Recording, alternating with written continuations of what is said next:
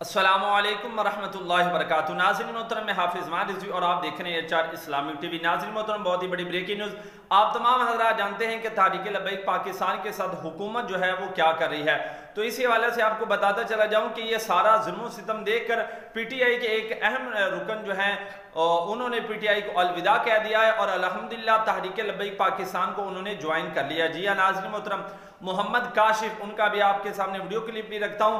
उन्होंने जनाब इन्हें हैं वो इमरान खान साहब के साथ भी हैं और भी दीगर जो बड़े बड़े ओहदेदार हैं उनके साथ हैं, और उन्होंने बात ये वाज़ेह की है मोहम्मद काशिफ साहब ने कि आपको किस चीज़ का डर है।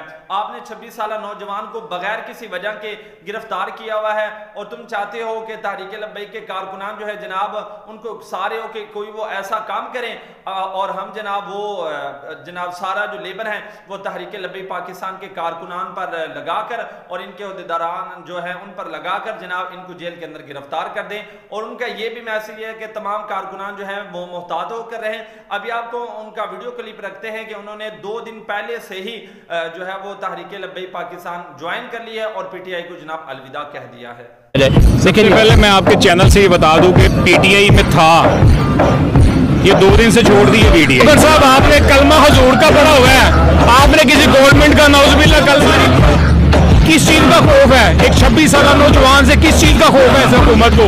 इतने इतने बड़े मुजरा, इतने इतने बड़े मिनिस्टर बैठे हुए हैं, कौन है यही चल रही है कि साल रिजवी बाहर ना आए, किसी और पर्चों में नामजद करे।